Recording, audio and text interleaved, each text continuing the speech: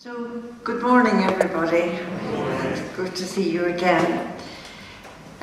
We arrived this morning at the third of our three meditations on the Passion of Christ, as Duccio showed it to us in the stories of the Passion on the back of the Maestà. In the first week, we saw Jesus entering resolutely on the journey of his passion, entering Jerusalem. We saw him washing the feet of the disciples at the Last Supper, and then we followed him into the Garden of Gethsemane. Last week we saw the agony in the garden and the arrest of Christ in the garden. And then we saw the 5 different interrogations of Jesus by 4 different people representing both the religious and the civil authorities. And so we saw him then being handed over by Pilate. Today we're going to concentrate on the crucifixion. And we'll see that after the crucifixion there are some other scenes. We'll just see those as well. But before we stop looking at this particular slide, I want you to notice how Duccio has given wider space in the very centre of the back of the altarpiece to the crucifixion and Gethsemane. Those 2 moments, the central moments, the core moments of the Passion of Christ, he has placed in the very centre, one just above the other.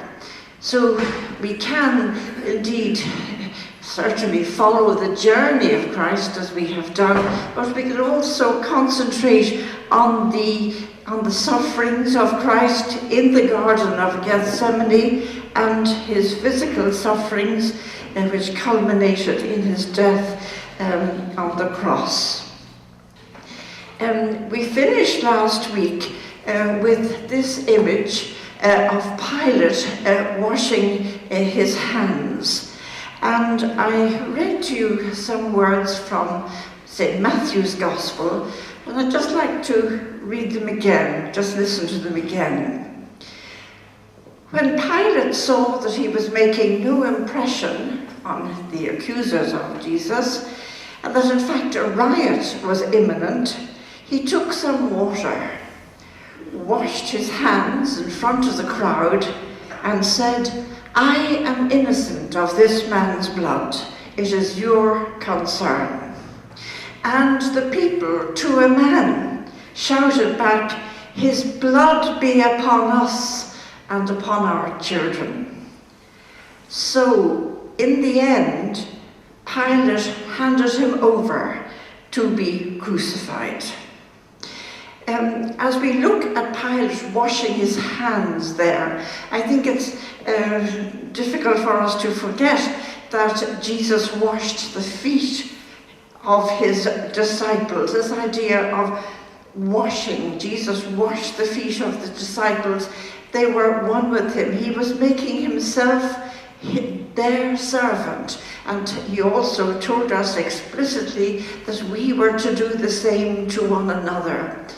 Now Pilate is washing his own hands as if somehow he could free himself from the guilt that he has taken on by not doing what clearly he had in his mind as being right and releasing this man, but doing the will of the people. And Luke, I think, sums up that whole thing, the struggle, if you like, that Pilate himself had, in a very powerful sentence. He says, Pilate released the man they asked for, who had been imprisoned for rioting and for murder, and handed Jesus over to them to deal with as they pleased. So this is a detail from this particular scene, you can see, this is what we have been looking at here, this detail of Pilate washing his hands. But the scene as a whole is really the handing over, Pilate handing Jesus over. He's washed his hands, and now Jesus is being taken away by the soldiers whose helmets we can see there, and the chief priests and leaders of the people there. There's an interesting figure here, right beside Jesus, looking back at Pilate washing his hands, and at the same time pushing Jesus forward. And I think we could wonder in our own minds about the people who were doing this and how they felt, how they felt in their own consciences. So now Jesus moves on his journey. He begins the actual journey to Calvary, and we see him here about to carry his cross. I'm going to read a few words from Luke. As they were leading him away, writes Luke, they seized upon a man, Simon from Cyrene, who was coming in from the country, and made him shoulder the cross and carry it behind Jesus.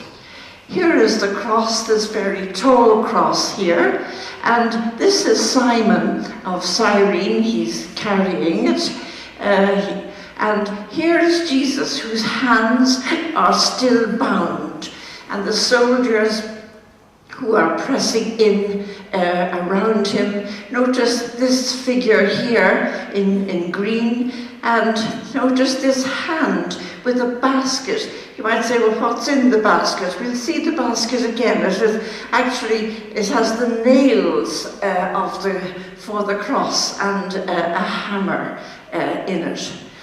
And then notice all these people led by Mary, the mother of Jesus. And notice all these women behind Jesus. It's interesting that women begin to come to the fore now in the story of the Passion. Up to now, it has all been about the 12 apostles. And indeed, we have seen how Jesus was abandoned by the 12 apostles. One of them actually handed him over to the authorities. Another one denied he ever met him, and the rest of them ran away. They will come back afterwards, and it's an interesting thing. I'll come back to it in a moment. But now we begin to see people who didn't have, as it were, an official role in the world of Jesus. Jesus had chosen 12 of his disciples especially to be the core group. We have seen those, but now there were plenty of other people. There were women and there were men, but now, as I say, the women begin to come to the fore. And Luke says in his gospel, large numbers of people followed him on the way to Calvary. And women too, who mourned and lamented for him. But Jesus turned to them and said, daughters of Jerusalem, do not weep for me. Weep rather for yourselves and for your children. Now, the women that Duccio shows here, as we have seen, are led by the mother of Jesus, dressed in that lovely blue colour that is her usual colour in art. But there are other women as well. These women, these daughters of Jerusalem, we might wonder who were they? Yes, there were women who followed Jesus all the way from Galilee down to Jerusalem, but only Luke in his gospel mentions this particular group of women whom Jesus addresses as daughters of Jerusalem. Who were they? Well, quite possibly they were members of a group of women who did a charitable work or a good work of giving some small assistance to condemned criminals as they were making their way to Calvary. We know that these women did exist. Don't you remember from the Stations of the Cross, don't you remember Veronica? This woman who came and she pressed a cloth to his face to wipe his face. The reward for that, if you like, was the imprint of his face on that cloth. So there was a group of women who did this small good thing, good action for criminals. And as I say, Luke is the one who mentions them in his gospel. I mentioned the Stations of the Cross there, and that's a very, very interesting and a very old devotion.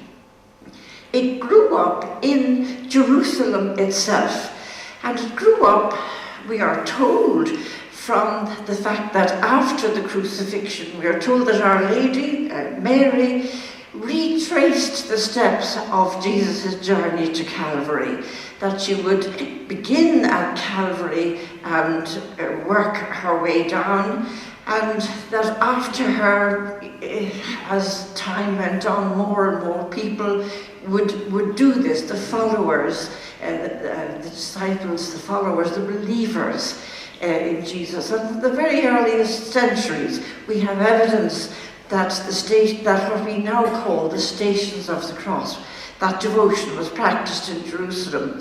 But why do we call it stations? It's because people would stop and stand, become stationary at a particular place on the way. And the particular places were, for example, places where people remembered that Jesus had fallen. And in the earliest form of the devotion, there were 7 falls of Jesus. It is remembered, shall we say, in this devotion that Jesus fell 7 times. So the women that we have just been speaking about, that Luke mentions, they appear also in the devotion, don't they, of the Stations of the Cross, where Jesus meets the women of Jerusalem. There is a Station of the Cross also in which Jesus meets his mother. Duccio, in this particular painting, has put the two together. He has put the women and he has put Mary with women. So, right, then we come in the next slide then, please, to Calvary itself. Let's look at this crucifixion scene. We can see Jesus here, obviously the central figure on this very, very tall cross, and the 2 thieves on either side. Notice at the very top of this particular scene that Duccio has shown us. In the next slide, we'll see a detail of them. Angels who are mourning, they are grieving, they are weeping. They have, look at this angel here covering his eyes with his hands, another one with much the same gesture. They are, of course, not mentioned in the Gospels because angels are pure spirits without any body, as we know from our catechism, and therefore are normally speaking invisible to us. But it is customary to introduce angels lamenting in this way in the crucifixion scene, because they set the scene, they set the tone of the scene. It's a tone of lamentation and a tone of grieving. In the next slide, we go back to the crucifixion, And I'll just read a little bit to you, again from Luke. When they reached the place called the Skull, they crucified him there, and the two criminals also, one on the right, the other on the left. Jesus said, "Father, forgive them, for they do not know what they are doing." The people stayed there watching him. As for the leaders, they jeered at him. "He saved others," they said. "Let him save himself if he is the Christ of God, the chosen one." The soldiers mocked him too. And when they approached to offer him vinegar, they said, "If you are the King of the Jews, save yourself." Notice again the two aspects that we were speaking about last week. The religious leaders mocking him as being the Son of God. That was supposed to be the blasphemy that they were accusing him of. And then the civil leaders. If you're the king, if you're the leader of the people, save yourself. So even there you have the two kinds of accusations that were being leveled at Jesus. And then Luke continues, above him there was an inscription. "This is the King of the Jews." Now, the inscription is in that little red patch that you see at the very top of the slide there. We usually see the letters I-N-R-I, which is a shortened version of Jesus of Nazareth, Jesus Nazarenus, Rex Judaeorum, the King Rex Judaeorum of the Jews. So Jesus of Nazareth, King of the Jews. We know there was a whole argument about that too. And it was Pilate who decided to write that. And he said, "Look, I'm not arguing about this. What I've written, I have written. Just leave it be." Pilate, it's interesting to reflect on Pilate and his struggles there. So, on the right of Jesus, on a person's right hand, that is usually where their friends are. We speak of the right-hand man of a person, for example, and usually where there is a distinction between what we call the good thief and the bad thief. We find the good thief there on the right, and the good thief, because he recognized Jesus, and he said, "Look, excuse me, please remember me when you come into your kingdom." He didn't understand fully what was happening, but he recognized that this was a good man, and he asked to be helped. "Look, please help me." And Jesus said, I promise you, before the day is ended, you shall be with me in heaven, in paradise. So he's shown as looking towards Jesus, and Jesus indeed is looking towards him. But the other thief who was shouting abuse at Jesus, just as the soldiers on the mob were, he has turned away. And that's again a symbolic gesture, a symbolic posture to be turned away from Jesus. Down here at the foot of the painting, we see two groups of people, again one on the right and one on the left, and following that idea of the right hand side being the good side, on the right are Jesus's friends, led here in the very foreground by his mother, again we can recognize her, and by this one disciple who is recorded as having remained by the cross, John, the young disciple. And we remember that Jesus confided John to the care of his mother, and he confided his mother to the care of John. And as we are told, from that moment, the disciple took her into his own house. So after the death then of her son, Mary is looked after by John. Here she is looking up at the crucifix. Notice this spear here, this long lance rather, and the sponge on it. We know what that means. I'll just read a little bit from Matthew about it. From the 6th hour, there was darkness over all the land until the 9th hour. Jesus cried out in a loud voice, my God, why have you deserted me?" One of those who stood there ran to get a sponge, which he dipped in vinegar, and putting it on a reed, gave it to him to drink. But Jesus, again crying out in a loud voice, yielded up his spirit. He died. So, in fact, in Duccio scene, Jesus is dead, and so are the other two. In the next little detail, I'll just show you a detail of each of those two groups.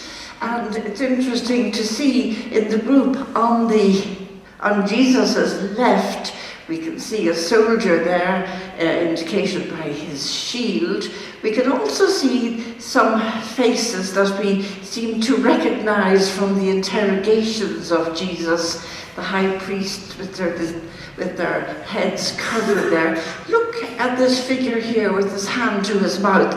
Obviously, doubt is beginning to settle into who was this man? Maybe we've made a terrible mistake. There seems to be doubt on the face of that particular man, but others have their hands raised in this gesture of jeering and of mocking. In the next slide, we return again to the entire scene. And I want to think a little bit about Mary and the women. There were some women watching from a distance. Among them were Mary of Magdala, Mary who was the mother of James the Younger, and Joseph and Salome. And there were many other women there who had come up to Jerusalem with him. So, as I said to you, women now coming to the fore. Women begin to attend to Jesus now at the end of his passion. Another point I want to make about the two groups there is that, if you notice, as I said, one on the right there, the group of his friends, on the left, the other group. But notice how Duccio has made a huge gap. Do you see that? Between them. There's a great gap at the foot of the cross. It's as if to say the crucifixion of Jesus has separated these people. There's a huge gap, distance now between them. And we can see that the blood of Jesus from the wounds in his feet is flowing down there to the ground. And Mary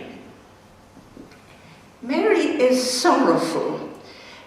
She is standing there. There's a wonderful hymn that I'm sure you know, I'm certain you know, the Stabat Mater. Absolutely lovely hymn. Forgive me, my voice is not the best, but you remember it. Stabat Mater dolorosa juxta crucem lacrimosa dum pendebat filius. Stabat Mater, his mother was standing, dolorosa, sorrowful.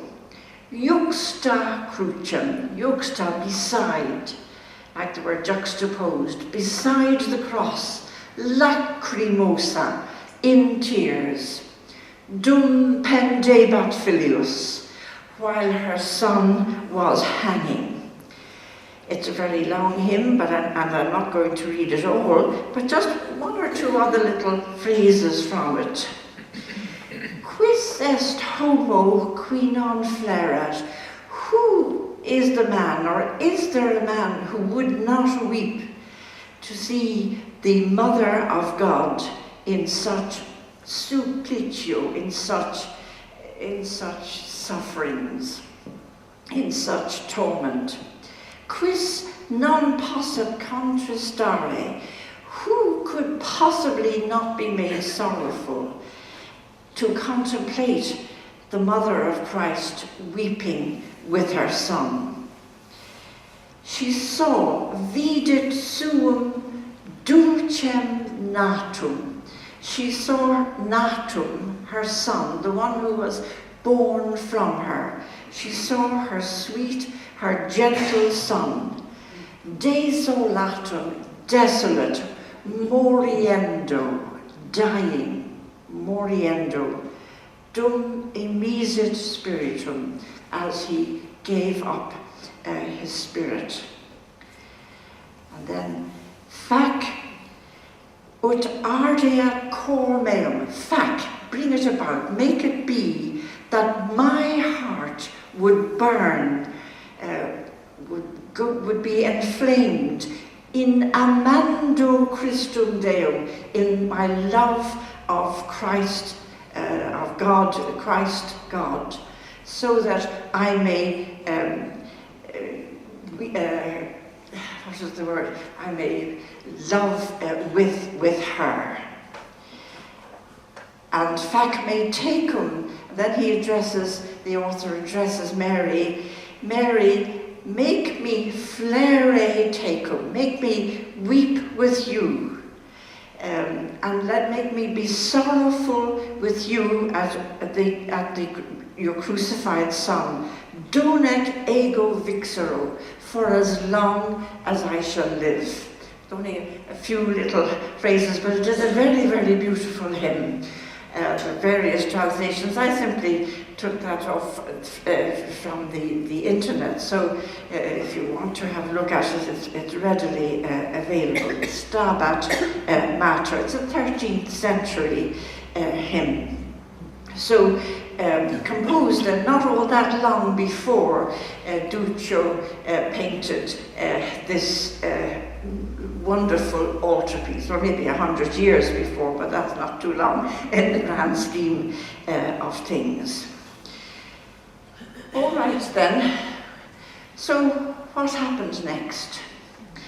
And you know, it's truly marvellous. The next few scenes, I must say, I find immensely consoling. First of all, just to think of men. One thing that I find marvellous is the strength, the physical strength of men. And I have enormous admiration, I must say, for men who are involved as undertakers. There is a wonderful confraternity in Florence, the Confraternity of Charity it's called, and was founded back in the 12th century, believe it or not.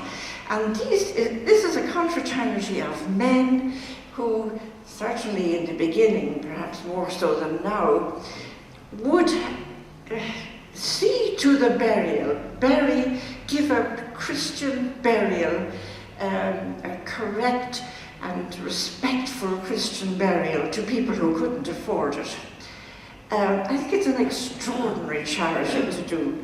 And this is what happens now. Jesus' friends, as we say, they show up. And here is how John puts it.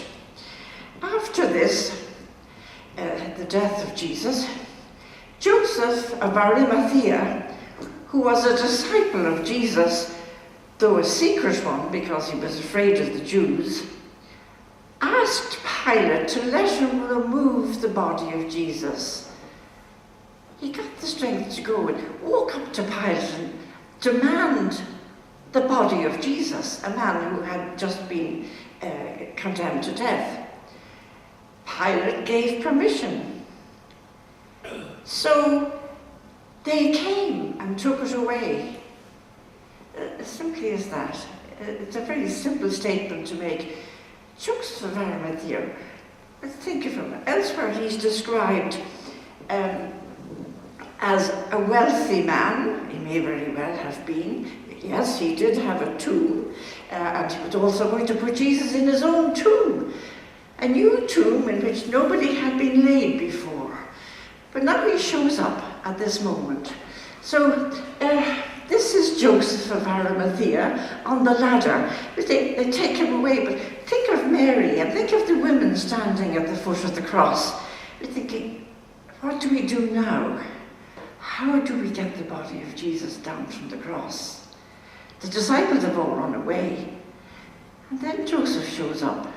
And Nicodemus, who had come to Jesus at night, he shows up. And Nicodemus shows up with some ointments and to embalm the body of Christ. It's wonderful. I find it tremendously consoling. So Joseph then has come up on the ladder. Here is Nicodemus helping, as you can see. Here is Nicodemus here at the foot, helping by pulling out do you see that? Pulling out the nails in the feet of Jesus. And this is John, the disciple who had remained. But these are the two whom we haven't met before. Joseph of Arimathea and Nicodemus. But the women, all they can do is stand there and watch this work. Mary receives the body of Jesus according to tradition, and of course it'd be the normal thing to do, wouldn't it? She's waiting there. Joseph comes along.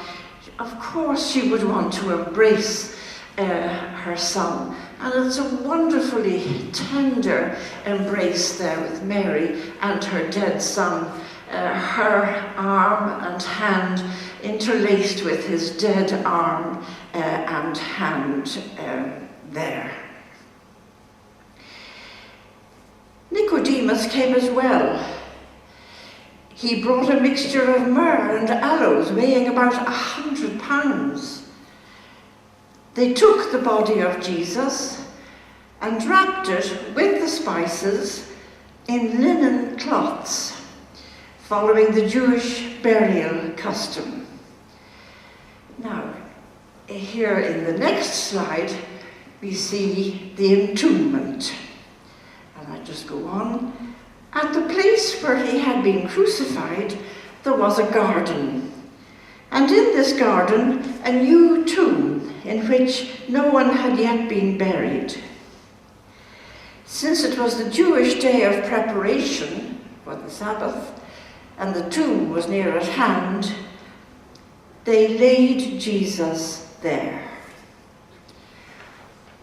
So the entombment of Jesus, again, Mary embracing her son as he lies now in the tomb. And this is the shroud, this linen cloth. We believe that the shroud that is kept in Turin now is in fact this cloth. And it's about to be put over him, but wrapped in these cloths and with the spices. Again, the women are there. This figure here in red with her arms upraised is Mary Magdalene. Again, in art it's traditional to represent Mary Magdalene as being a very demonstrative person. Sometimes she is throwing herself at the feet of Christ at the crucifixion. Here she is, her arms are raised and we can almost hear her wailing there. And now we pass on, we just leave that there for a moment, because I want to think a little bit about the death of Christ, and I suppose emphasize that Christ did die. Remember that there was, from the very beginning, rumours were set about that Jesus hadn't died. Remember that? There's going to be trouble about this man. They're going to say he rose from the dead. What you do is say that his friends took away the body. That's all you have to do. So from the very word go, there was doubt passed in false rumours. I'm tempted to use the word false news, that Jesus hadn't died. And also, I think that in our own day, we tend to shy away from the death of Jesus. We concentrate on the resurrection. Yes, we are right to concentrate on the resurrection, and in fact, when we're thinking about the death of Jesus, we do so in the context of the resurrection because we know that Jesus rose from the dead. And remember the very first of these three talks, I mentioned that the people, Mary of course, and the disciples are seeing this for the first time. This is all completely new. We know how it all ended, and so we have hope. But the disciples and Jesus' mother and the other women, they didn't know. They were very puzzled, obviously, by it all. So while we are devastated when we think about his death, we know that the story does not end there. We grieve with Jesus in his sufferings. We grieve with Mary and John and the women and the other disciples on his death, but we will rejoice with him and with them on Easter Sunday. So now, here is what was happening while shall we say, the rumours were being spread. This is, do you remember the Apostles' Creed? He descended into hell. Don't you remember that? How come Jesus descended into hell? Well, it's very interesting. In the eastern part of the church, the resurrection is shown as Jesus descending among the dead. You see, Jesus conquered death by his resurrection. Hell is where there is no life. It's where the dead are. And in the eastern part of the church, the way of representing that is to show the people whom we know died long, long ago, and Jesus releasing them from the place of the dead and bringing them to life again in his presence. So here's Jesus now. His garments, if you notice, are all shimmering with gold. And he goes down to this cave. The underworld is represented as a cave because that would be our own experience of being under the ground. And who's here? Adam. Isn't that wonderful? The new Adam and the old Adam.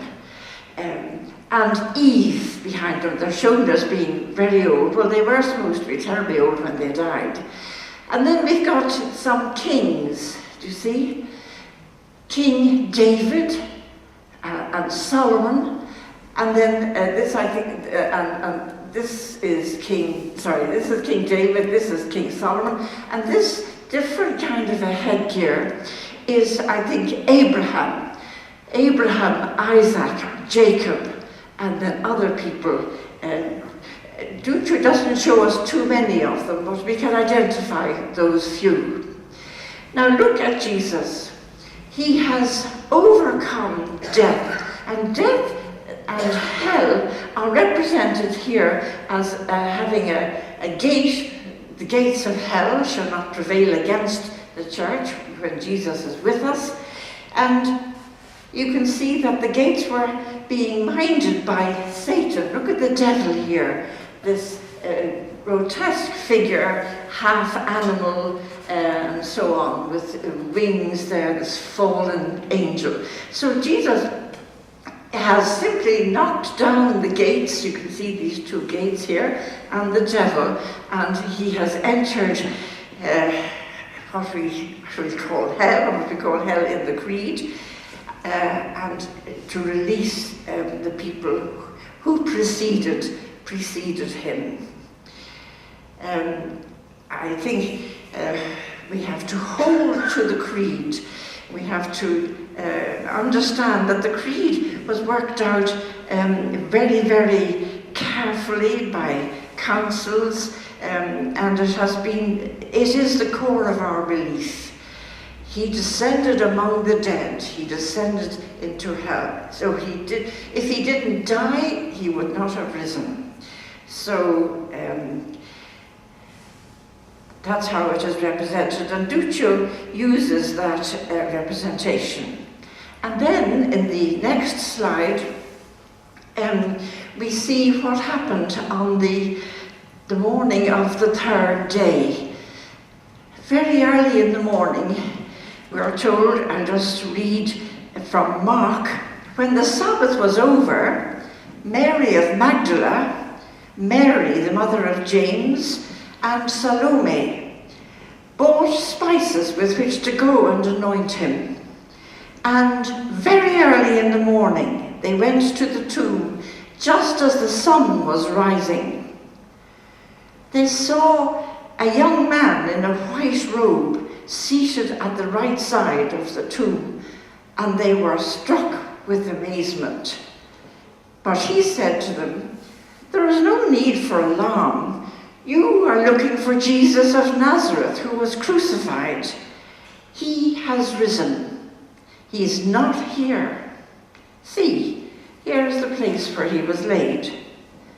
But you must go now and tell his disciples and Peter, he is going before you into Galilee. It is there you will see him, just as he told you." And that's interesting. Jesus on the cross asked for forgiveness for the people who were crucifying him. But if you remember, he did tell us that we must forgive one another.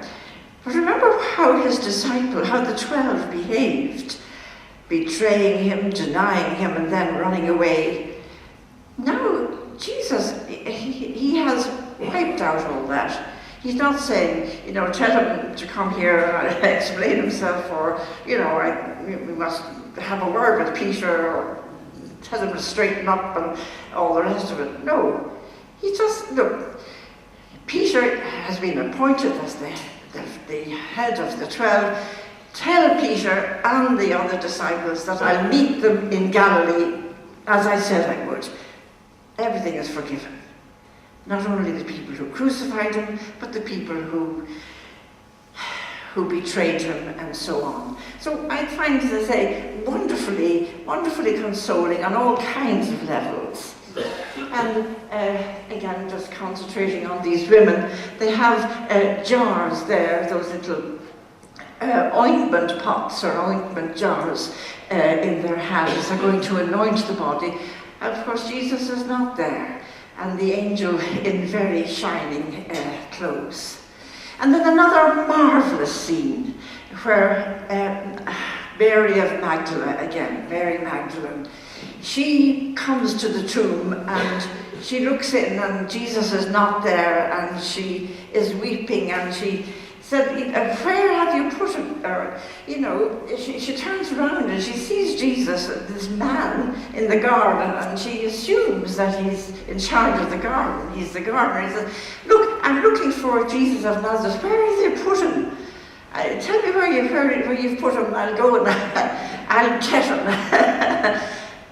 And Jesus says, "Mary." And then her eyes are open. Rabboni, Master, my teacher.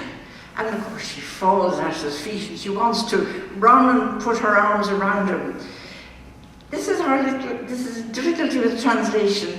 The Latin, Jerome's Latin, says, "Noli me tangere," don't touch me. But that's not real, I think. I think it's the lack of a proper word. I think it's, don't cling to me. You can't hold on to me. Now, because I've risen, this, just don't hold on to me. But go and tell the others what you have seen and heard. So she rushes back and tells, of course they don't believe her. So I have to go see for myself. So off they go and they find what, in fact, the women had said was actually true, believe it or not. So that wonderful scene. And finally then, this scene. This is the last scene that is on in the Passion Cycle on the back of the altarpiece. And it's told to us in the Gospel of Luke that same day, 2 disciples were on the road. They were going to Emmaus, not terribly far from Jerusalem, but they set out, I suppose, around midday or late in the morning. They had heard some women of our company have said they went to the tomb and Jesus wasn't there. So that had happened already. So they set out, and there they were walking along, and they were talking about this. And then the stranger comes. I said, "What are you talking about?" "Oh, all the things that have been going on in Jerusalem." "What things?" "Oh, you must be the only person who hasn't heard. Jesus of Nazareth, and how he was put to death, and so forth." And then this stranger begins to speak to them about Moses and the prophets and all the prophecies about how the Saviour, the Messiah, would come. And then before they know where they are, they have arrived at where they must turn off to go to Emmaus. And they realise, how wonderful it was to be talking to this man. And he sort of makes as if to go off and continue on the road. And the other 2 were going to Emmaus. And they said, "Well, look, stay with us. Come on in with us. And the day is already far advanced, so come along, stay with us." So Jesus stays with them. He goes into Emmaus, and once again, they recognize him, isn't that right, in the breaking of bread. But it's the words that they use, or the words that have been put into a hymn, that I want to keep. "Stay with us, Lord, we pray you." And that's how I want to finish today. I just want each of us to say in our own heart and in our own mind, thinking of Jesus, "Stay with us, Lord, we pray you."